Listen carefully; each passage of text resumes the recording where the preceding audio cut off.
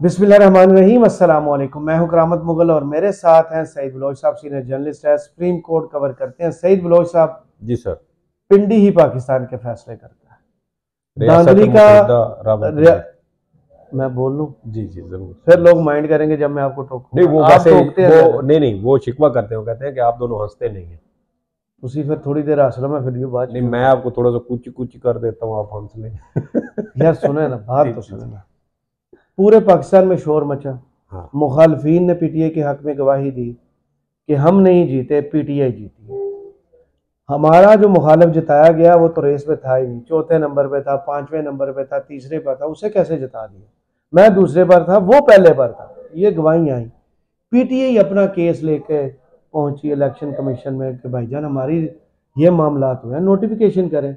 High court तक गए, अभी तक कोई सुनवाई नहीं हुई। गवाही फिर एक आई, मुखालफीन के बाद गवाही आई कमिश्नर रावलपिंडी की कि हमने ठप्पे लगाए हैं। जो लोग 70,000 की लीड से जीत रहे थे, हमने उनको 50,000 की लीड से हराया है। उस बंदे ने कह दिया बयान, शायद ज़मीर पर बोझ हो, अभी उसकी सारा जूझू वक्त आके घुस जाएगा, पता चलेगा उस बंदे ने क्या किया है और क्या करना चाह रहा है। क्योंकि थोड़ी सी हिस्ट्री में आप इनको बता दूं आपको। जो कमिश्नर रावलपिंडी है, ये जब मजिस्ट्रेट थे 93 में, ये गुजरात में पोस्टेड थे। उसके बाद जब ये डीसी गुजरात थे, ये गुजरात में पोस्टेड थे और किराए के घर में रहते थे। इनकी अपने कुलीग्स के अंदर, अपने रिश्तेदारों के अंदर, अपने दोस्तों के अंदर बहुत ही अच्छी रेपुटेशन। रेपुटेशन। लोग इनकी तारीफ करते हैं, बहुत ईमानदार है। ये वो वर्क है जो मैंने खुद किया है इनकी प्रोफाइल के लिए। मैं मेहनत करने बेसिकली लगे हैं। हाँ, बेसिकली हाफजाबाद से है। इनकी फैमिली में से कुछ लोगों ने कोशिश की थी नून लीग का टिकट हासिल करने की और उस पर इलेक्शन लड़ने की। इनकी जो पॉलिटिकल हमदर्दियाँ हैं वो नून लीग के साथ है। ये हमजा शहबाज के बहुत करीबी समझे जाते हैं और इनके डायरेक्ट तल्लुकात हैं हमजा शहबाज से। आज जो इन्होंने बम फोड़ा है, जो लग रहा है कि ज़मीर का बोझ था। लोग एतराज़ कर रहे हैं कि 12 दिन बाद क्यों बोला। भाई हो सकता है 12 दिन से वो बंदा ना सो रहा हो, 12 दिन बाद वो उसने फटना ही फटना था। आखिर कुछ बोलता तो उसको सुकून आता। वो कहता है कि मुझे चीफ जस्टिस को और चीफ इलेक्शन कमिश्नर को कचहरी चौक में फांसी दे दी जाए। इतनी बड़ी सजा, इतना बड़ा पछतावा। आप भी यकीन कर रहे हैं। और जो मुस्लिम लीग नून की तरफ से प्रेस कॉन्फ्रेंस पे प्रेस कॉन्फ्रेंस, स्टेटमेंट पे स्टेटमेंट और पर्सनल टाइप की स्टेटमेंट्स कि चोरा बल्कि को पता लग गया कि गल उन्होंने दी हो रही है। हनीफ अब्बासी साहब जो माजी में उनके साथ बैठ के, आपको याद होगा, मीटिंग्स करते रहे हैं, प्रेस कॉन्फ्रेंसेस करते रहे हैं। और कुछ दिन पहले ही इनके बेटे की जब शादी हुई थी तो मोहसिन नकवी साहब उस तकरीब में भी शरीक हुए। तो अब इनके तल्लुकात को देख लें कि किन के साथ थे और कितने वेल कनेक्टेड थे। और आज जब उन्होंने सच बोला है, शायद ज़िंदगी में उनके अल्लाह ने यही काम लेना हो। मैं आपको पहले भी कहता था, इमरान खान कोशिश नहीं करते कि उनके साथ ऐसा हो। जो अल्लाह की तरफ से वो ब्लेस्ड है, वो कुछ गलत भी करते हैं तो चीज़ें उनके हक में चली जाती हैं। आज नून लीग के केयर टेकर सेटअप के करीब समझने वाले कमिश्नर रावलपिंडी, जो पूरी डिवीजन के इलेक्शंस के जिम्मेदार थे, वो आए और उन्होंने कह दिया कि भाईजान हमने मैंडेट चोरी किया है। अटक, पिंडी, जेहलम, चकवाल, तलागंग, मरी, यहाँ पे जितने कैंडिडेट जीते हैं वो पीटीआई के जीते हैं। हमने रिजल्ट्स चेंज किए। क्या कहेंगे, पीटीआई जो कह रही थी हमारी 70-80 सीटें हैं, कुछ 22-23 तो यहीं से पूरी हो जाएंगी। सर देखें, 13 सीटें कौमी असम्बली की रावलपिंडी डिवीजन की हैं। 13 सीटें, और उन्होंने तस्लीम किया है कि हमने 13 की 13 सीटें जो है ना वो हमने उसमें धांधली की है। अभी ये बारिश का पहला खतरा है। और आप देखें कि इससे पहले 2-3 जो एडिशनल डिप्टी कमिश्नर और दीगर इस तरह के इंतजामी अहदेदार थे वो भी रिजाइन कर चुके हैं, लेकिन उन्होंने इस तरह की बातें नहीं की थी। उन्होंने ओहदों से इस्तीफा दिया, जैसे एडिशनल डीसी खुशाब का एक इस्तीफा सामने आया था जी। तो इस तरह लोग रेजिस्ट कर रहे हैं अपने अंदर से। मैं आपको बताता हूं कि 3 दिन पहले मैंने जराए से ये खबर दी थी, मुसद्दका जराए से, कि रावलपिंडी के अंदर प्रिजाइडिंग अफसरान, जिसमें मर्द भी थे खवातीन भी थी, उनको डीआरओ ऑफिस से फोन कॉल गई है कि आपने आरओ ऑफिस आना है और आरओ ऑफिस में आके आपने ये कुछ वोटों की तस्दीक करनी है। फिर वो लोग, कुछ उनमें से गए कुछ नहीं गए। अच्छा, कुछ गए, जिन जो गए तो वहां पर उन्होंने क्या किया कि बकौल उन लोगों के कि उनके वो जो डब्बे थे ना वो पहले से खुले हुए थे और डब्बों के ऊपर डबल डबल मोहरें लगी हुई थी बैलेट पेपर के ऊपर और वोट जाया किए गए थे। और मैं आपको सिर्फ एक, हाँ, मैं आपको सिर्फ एक हल्के PP7 के अंदर जहां से ये राजा सगीर साहब नून लीग के जीते हैं, इनको भी बाद में जितवाया गया, वो कर्नल शबीर के क्या नाम है उनका, हाँ, कर्नल शबीर का, ये PTI के थे जी, उनको हरवाया गया। तो ये जो राजा सगीर साहब थे, इनको जितवाने के लिए 68 पोलिंग स्टेशन के जो डब्बे थे वो खोले गए और उसके अंदर धांधली की गई 68। और मैं ये आपको मुसद्दका बता रहा हूं कि जिन एक बंदे को तो वैसे मेरे सामने भी कॉल आई थी प्रिजाइडिंग अफसर को, मैं आपको यहां तक भी बता देता हूं। तो आप, ये वो चीजें हैं जो मैं खुद बतौर रिपोर्टर में इन चीजों का एक्सपीरियंस कर चुका हूं, मैं आपके साथ वो इंफॉर्मेशन शेयर कर रहा हूं। और जब वो लोग वहां पर गए तो उनमें से कई लोग वो अपने उन डब्बों को खुला हुआ और वोट जाया होते देख के वो अबदीदा हो गए। तो ये जो आज उन्होंने बात की ना कि मेरे सामने कई प्रिजाइडिंग अफसरान जो है वो रोते रहे जब मैं उनको हिदायत दे रहा था, तो ये मुझे आज लगा कि जो खबर मैंने 3 दिन पहले दी थी, इसका मतलब है कि मेरी आज खबर की तस्दीक कमिश्नर रावलपिंडी साहब ने भी कर दिया। और आपने जो बात की ना कि 12, 13, 8 को आया था, 9 दिन बनते हैं, 9 दिन तक इन्होंने अपने जमीर का बोझ उठाया। मेरे ख्याल में इनके बयान से भी बड़ा जो तब्दीली है ना, जो आपने कहा कि इमरान खान साहब वो करते हैं तो अल्लाह की जो है उनके साथ, हाँ, वो मैं हमने कल परसों शायद वीडियो की थी और हमने कहा था कि इमरान खान को एक योग लगा हुआ है, कल की थी। तो अब ये चीज भी वही है।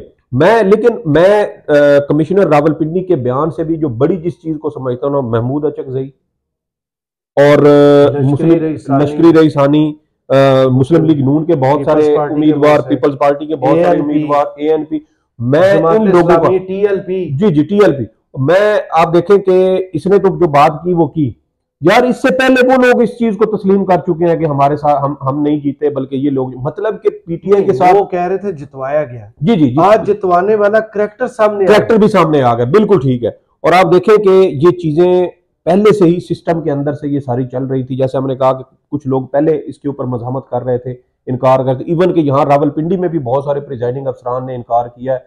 उन्होंने जाके उस चीज को दस्तखत करना, और वो फॉर्म, असल में वो करवा रहे थे फॉर्म 45 ही दोबारा नए बन रहे थे, क्योंकि आपको पता है कि वो 47 और 45 के अंदर जो वोटों का फर्क आ रहा था कि कौमी असम्बली के ऊपर इतने हैं, नीचे सूबाई असम्बलियां उसी हल्के के अंदर, उसके अंदर वोटों का फर्क है। तो ये चीजें जो है ना, ये सारी वो डील की गई। और मेरे ख्याल में अगर कोई आम बंदा होता, कोई सियासी पोलिंग एजेंट होता, क्योंकि मुख्तलिफ सियासी लोग तो इस हवाले से स्टेटमेंट दे चुके हैं कि भाई हम नहीं जीते, बहुत सारे लोगों ने सीटें वापस कर दी। जमात इस्लामी के जो कराची के अमीर हैं हाफिज नईमुर रहमान साहब, उन्होंने अपनी सीट वापस कर दी, दोनों सीटें ने वापस कर दी। तो ये लोग तो पहले दे रहे थे, लेकिन कोई ज्यादा इसका फर्क नहीं पड़ रहा था। अब ये थे वो अफसर जिनके नीचे पूरा डिवीजन था, 5 या 6 इजला बनते हैं, एक रावलपिंडी का अपना जिला, मरी हो गया, आपका जेलम हो गया, चकवाल हो गया, अटक हो गया, तलगंग हो गया।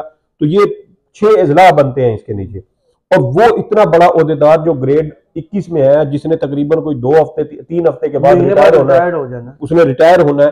तो आज कुछ लोग ये इतराज भी, मैंने उनको ट्विटर के ऊपर इतराज करते हुए देखा कि इनको तरक्की नहीं मिली, इस वजह से इन्होंने, मैंने कहा नहीं, दिन की बात कर रहा हूँ जब ये नई ताजा बिठा दिया, हाँ अब तो बिठा दिया ना। अब तो एक और भी आई है कि आप खबर भी न चलाएं, इनका बयान भी न चलाएं, खबर भी न चलाएं, ये भी हिदायत आई हुई। बस मेरे कुछ दोस्त हैं जो मुझे वहां से खबर पहुंचा देते हैं।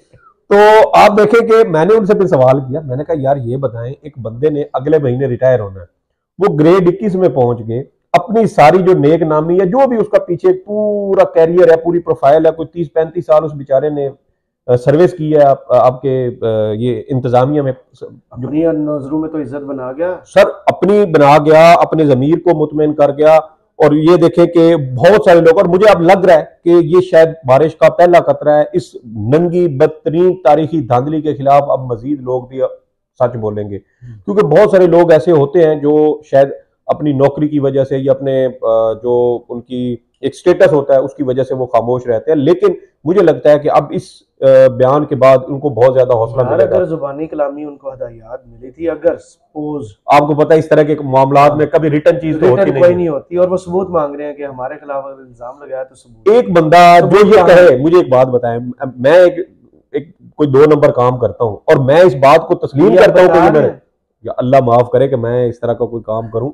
मैं वैसे मिसाल दे रहा हूं कि मैं अगर फर्ज करें कि कोई 2 नंबर काम करता हूं, कोई गलत काम करता हूं, कोई जुर्म करता हूं और मैं उस चीज को तस्लीम कर लूं कि हाँ ये मैंने किया है, तो मुझे बताएं फिर उससे बढ़ के और क्या होता है? इकबाल जुर्म क्या होता है? एक बंदा कत्ल करके थाने में जाके क्या मैंने कत्ल किया है, तो वो क्या उससे पहले जाके वो शवाहिद मांगते हैं? आने की क्या बात है? नहीं यार, आप असल में वो बंदा फ्लो में निकल जाता है। तो दूसरी तरफ जब बशीर मेमन का आया था 1 महीना पहले, जी जी जी, वो थी ज़मीर की आवाज। बिल्कुल इस बंदे का 1 महीना पहले इस्तीफा आता है। ये ज़हनी मरीज। असल में वो बयान आया था इमरान खान और उसकी हुकूमत के खिलाफ, ये बयान आया नून लीग का मंजन चेक करें। नून लीग का नहीं, मैं कहता हूँ कि दुनिया के नालायक तरीन, अहमक तरीन किस्म के जो लोग हैं, आपका तो काम ही मतलब ही नहीं है। हनीफ अब्बासी, एक तीर गुजर रहा है, वो आपसे फैजाबाद की दरियाल चौधरी, ठीक है, और आप जंप लगा के तीर के आगे आ गए। आप बोल जंप लगा के आप तीर के आगे आ गए। ये नहीं, तीर गुजर गया था, मोटरसाइकिल पे बैठे और जाते ठीक। ये आपने अच्छी बात की। आप अच्छे चुटकुले भी सुनाते हैं, वैसे दरमियान में सुनाते रहा करें। इतनी सीरियस डिस्कशन जो होती है ना, वो जरा वो पोली पोली हो जाती है। बिल्कुल। तो अब देखें कि जो चीज नून लीग के हक में जाती है वो ज़मीर जाग जाते हैं, वो बड़े तारीखी इंकिशाफात होते हैं, वो हक सच की आवाज जिंदा हो जाती है, बेदार हो जाती है। और जो इनके खिलाफ, अच्छा उसने इनके खिलाफ भी बात नहीं की, उसने डायरेक्ट नून लीग के ऊपर इल्जाम भी नहीं लगाया। उसने सिर्फ ये कहा कि भाई मैंने धांधली की, कुछ लोगों ने धांधली करवाई। अब उसमें उसने चीफ जस्टिस का नाम लिया, उसने चीफ इलेक्शन कमिश्नर का लिया। तो भाई आप इसकी तहकीकात कर लें, इंक्वायरी कर लें कि भाई आपको कोई वाज़ेह हिदायत आई। इलेक्शन कमिश्नर आज मुझे सियाना आदमी लगा, उसने कहा हम इल्जामात मुस्तरद करते हैं और काजी साहब कह गए कि इनमें कोई सदाकत नहीं है। खुद बोल गए आके। वो आप नो कमेंट्स कह दें, आप एक प्रेस रिलीज जारी कर दें कि रजिस्ट्रार ऑफिस से ये आ जाए कि हम इस तरह के इल्जामात अगर इनमें लगाए हैं तो हमारी कोर्ट में आ जाए, आके इल्जामात साबित कर दें, पेश कर दें क्या है इनके पास, खुद आके मीडिया पे गुफ्तगू करके। ये देखे ना, फिर वही होता है कि बाज़ औक़ात जब आप बहुत ज्यादा फुर्तियां दिखाने की कोशिश करते हैं तो फिर आपसे इस तरह के ब्लंडर भी हो जाते हैं। मच्छी थे, हाँ तो पानी है मच्छी थी है। तो फिर ये देखें कि वो एक राहत इंदौरी साहब थे, फौत हो गया, अल्लाह उनको जन्नत नसीब करे। तो उन्होंने ना एक भारत के अंदर एक मुशायरा हो रहा था, तो उस मुशायरे में ना उन्होंने उस वक्त की जो हुकूमत थी उसके खिलाफ उन्होंने कोई शेर पढ़ दिया, चोर, ठीक है, हाँ चोर हुकूमत। तो अगले दिन पुलिस उनके घर पहुंच गई। तो उन्होंने कहा जी कि आपने ये सरकार के खिलाफ इस तरह के मुशायरे में कोई शेर कहा है।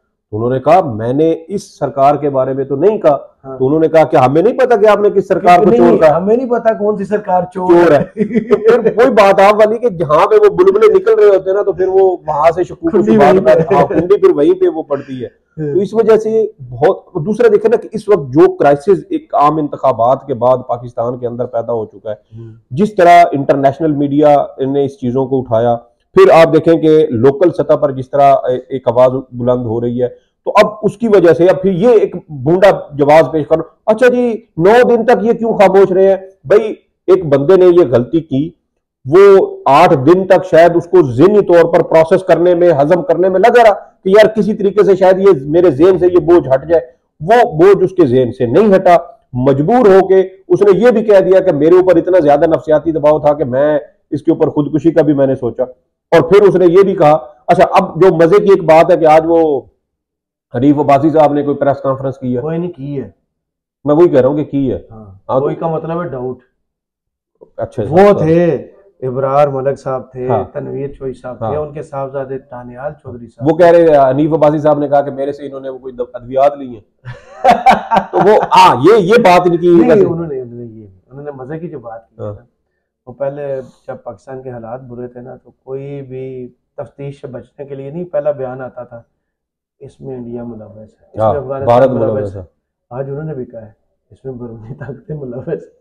एक कमिश्नर के धांधली के इल्जाम मानना, इकबाल जुर्म करना, उसमें बैरूनी ताकतें मुलव्वस। करामत मुगल साहब बात ये है कि हनीफ अब्बासी को जो मैं यही कहता हूँ कि ये इतने अहमक हैं कि इनको इसके ऊपर ना बिल्कुल खामोश रहना चाहिए था। अगर इनसे कोई पूछा भी जाता ना कि भाई ये इल्जाम, उन्होंने हम पे इल्जाम लगाए, हम क्यों जवाब दे? हाँ। जिनके ऊपर इल्जाम लगाए हैं उनके खिलाफ तहकीकात से जीता कौन है, उन्हें नहीं पता कौन जीता। जीते हैं, मान लिया।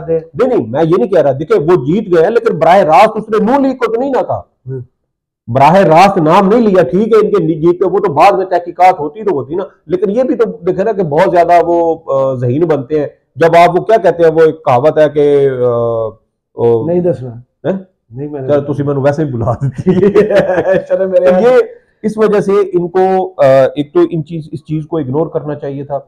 और दूसरा मुझे हैरानी इस बात पर भी हुई कि उधर से बयान आया, इल्जाम लगा, इधर लगा, और दरमियान में आके जो है वो सफाइयां आके राना सनाउल्लाह दे रहे हैं, अजमा बुखारी साहबा दे रही है। मरियम औरंगजेब ने जो प्रेस किया ना, आज उनका बुखार चेक करते थे 110। अच्छा, उन्होंने आज बात की इमरान खान साहब फितने का सर कुचलने की बात, यानी कि वो कत्ल की धमकी है, कत्ल की धमकी दे रही है। और इससे पहले पीटीआई का मैं आज भी उनके वो मुख्तलिफ ट्विटर अकाउंट्स के ऊपर में वो मेरी नजरों से गुजरा कि वो अभी भी कह रहे हैं कि बुशरा बीबी को जेल के अंदर कोई खाना उनको सही नहीं दिया गया, उसकी क्वालिटी अच्छी नहीं थी, या जो भी था उसकी उनकी तबीयत नासाज है।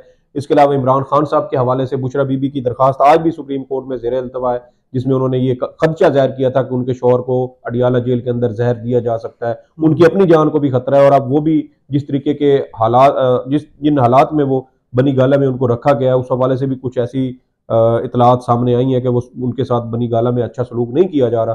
तो ये मरियम औरंगजेब साहबा मेरे ख्याल में वो अपने पुलिस वालों को जी अपने कद काट से बढ़ के अपनी तनख्वाह से ज्यादा, जब आप वो शाह से ज्यादा शाह के वफादार बनते हैं तो इस तरह के ब्लंडर होते हैं, और फिर यही बात होती है कि फिर ये चीजें ही आपके गले पड़ती हैं और आपके लिए मजीद मसाइल पैदा करती हैं। सही, बहुत शुक्रिया सईद बलोच साहब आपके तजिए का।